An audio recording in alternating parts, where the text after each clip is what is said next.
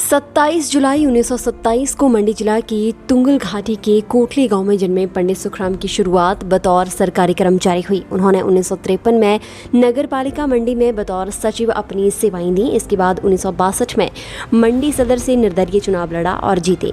1967 में इन्हें कांग्रेस पार्टी का टिकट मिला और फिर से चुनाव जीतकर विधानसभा पहुंचे। इसके बाद पंडित सुखराम ने कभी पीछे मुड़कर नहीं देखा।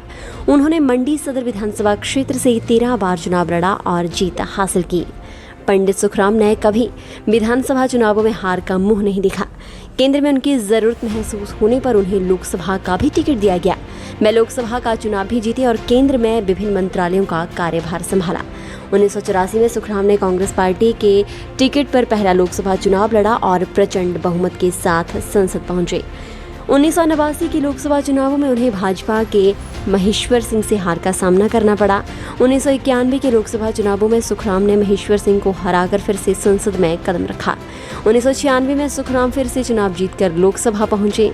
1998 में पंडित सुखराम पर आय से अधिक संपत्ति मामले को लेकर सीबीआई ने छापे डाले थे। इसके बाद पंडित सुखराम को कांग्रेस पार्टी ने निष्कासित किया। उन्होंने अपनी खुद की पार्टी बनाई जिसका नाम था हिमाचल विकास कांग्रेस। इस पार्टी ने पूरे प्रदेश में विधानसभा का चुनाव लड़ा और 5 सीटों पर जीत भी हासिल की।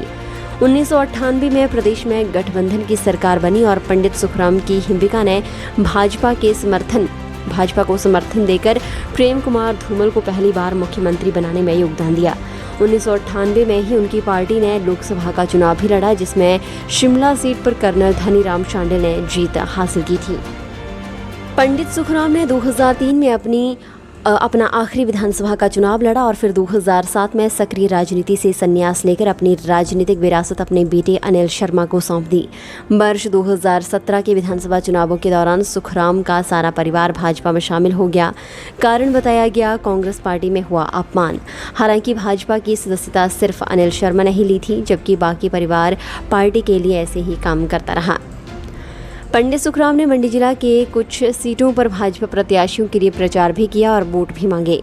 मंडी जिला की 10 में से 9 सीटों पर भाजपा को जीत मिली और यहां से कांग्रेस का सफाया हो गया।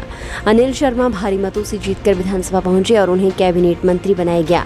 2019 के लोकसभा चुनावों के लिए सुखराम के पोते आश्रय शर्मा ने भाजपा से टिकट के लिए एड़ी चोटी का जोर लगा दिया, लेकिन भाजपा ने मौजूदा सांसद को ही टिकट दिया।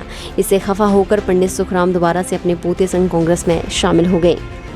बतौर लोकसभा सदस्य पंडित सुखराम ने दूरसंचार राज्य मंत्री के रूप में अपना आखिरी कार्यकाल देखा। इस दौरान पंडित सुखराम ने प्रदेश सहित देश भर में जो संचार क्रांति लाई, आज भी उसका जिक्र होता है।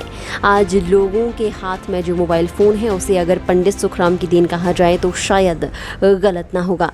पंडित सुखराम को एक तरह से संचार क्रांति का मसीहा माना गया। हिमाचल प्रदेश में उन्हें संचार क्रांति के मसीहा के नाम से ही पुकारते हैं। उन्होंने संचार राज्य मंत्री रहते हुए हिमाचल प्रदेश में वो संचार क्रांति ला दी थी जो शायद प्रदेश की भौगोलिक परिस्थितियों को देखते हुए बहुत देर से पहुंचती। पंडित सुखराम ने अपने राजनीतिक जीवन में 18 बार चुनाव लड़े। इनमें केवल इनके नाम एक रिकॉर्ड दर्ज है, ये कभी भी विधानसभा का चुनाव नहीं हारे।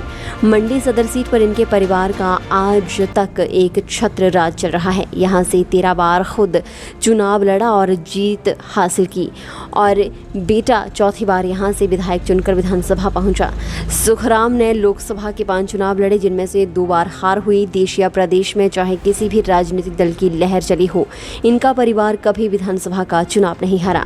मौके की नज़ाकत को और समय के रहते निर्णय लेना पंडित सुखराम की खासियत रही और शायद यही कारण है कि इन्हें राजनीति का चाणक्य कहा गया। पंडित सुखराम हिमाचल प्रदेश के मुख्यमंत्री बनना चाहते थे, लेकिन ये संभव ना हो सका। इस बात को लेकर उनका हमेशा सीएम वीरभद्र सिंह के साथ 36 का आंकड़ा रहा। पंडित सुखराम की वरिष्ठता को पार्टी ने हमेशा नजरअंदाज किया और इस बात की टीस उन्हें हमेशा रही। यही कारण था कि पंडित सुखराम ने अपना एक अलग दल बना लिया था, लेकिन उसके दम पर भी वे सीएम की कुर्सी तक नहीं पहुंच सके थे। फिलहाल के लिए बस इतना ही और बड़ी खबरों के लिए बने रहिए न्यूज़ पर भारत के साथ।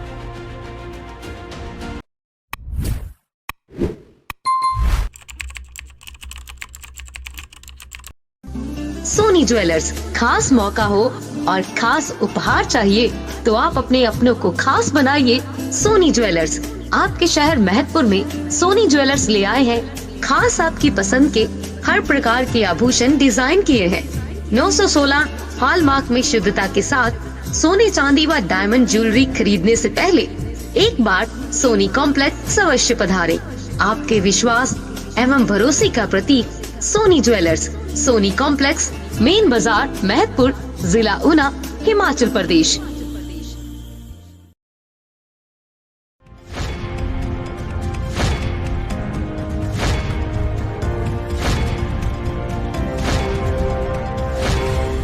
न्यूज़ सुपर भारत आप तक पहुंचाएगा हर खबर सबसे पहले।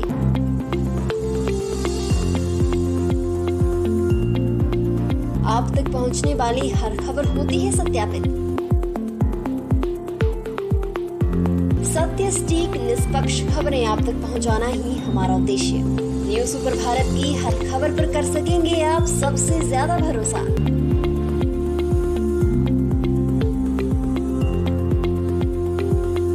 न्यूज़ सुपर भारत, नया उभरता भारत। हर खबर निष्पक्ष दिखाता है news super Bharat. News super Bharat से जुड़ने के लिए फॉलो करें हमारे फेसबुक पेज NSP न्यूज़ को।